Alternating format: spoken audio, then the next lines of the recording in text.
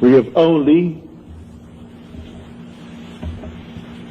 to enlarge our conception of causality, to excuse everything and forgive all.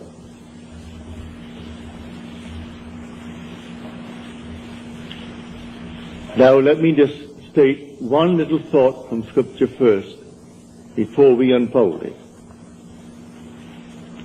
As we are told in the 25th chapter of Genesis, in your limbs lie nations twain,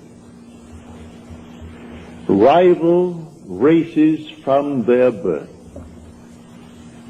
One the mastery will gain, the younger or the elder reign. The first one is the sense man. I'm now looking at this room and all within it, and that is the sense man. My normal apprehension of corporeal objects, just like this room and the contents, I call sense perceived. That which is not present, and yet I perceive them, I call that imagination. That is destined to rule.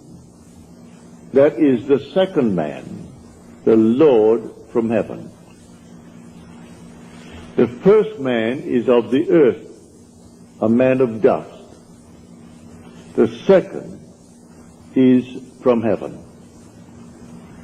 So here we are in this world, and this is the world of this dual state within every child born of woman. And so we have the physical man, the man of dust, and then we have the spiritual man, the man of imagination. That is the immortal man. When I see this picture of the duality of man and how all things are created by this hidden man, I forgive everything in this world that the physical man does. For the physical man is only a state. One being is playing all the parts. Now let me explain it first in the beginning with a simple story.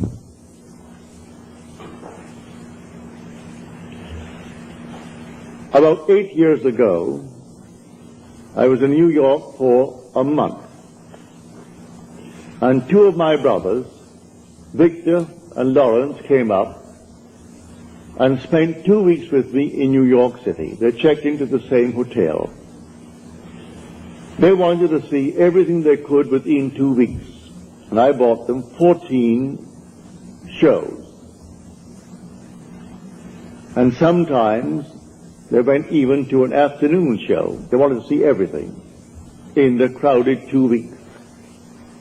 But the one thing my brother Lawrence wanted to see was the new presentation of Aida. Well, the papers said it was sold out from the very moment that it was stated, a new presentation. Same music, naturally. The same score, but new scenery, something new about it. And this captured the imagination of all opera lovers, and they all wanted to see Aida.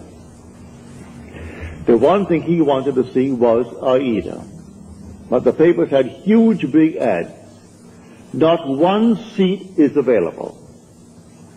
Come down and buy seats for the other shows.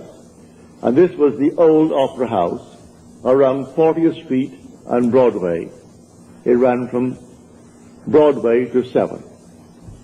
The old Metropolitan. So this morning we set out. I said, it doesn't really matter. I said, let us go. We have to go down and have lunch anyway. We will go and just see.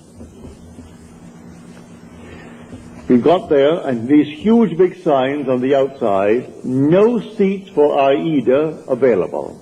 And they were plastered all over the Metropolitan. I went in, and there were 3 lines leading towards the 3 windows, selling tickets for the entire season. And there was no seat for Aida. I got into the first line. It was a very long line. Then I saw the 3rd line from me moving more rapidly than the 1st and the 2nd. So I moved over to that line. Then we all moved rapidly forward. As we got to the window,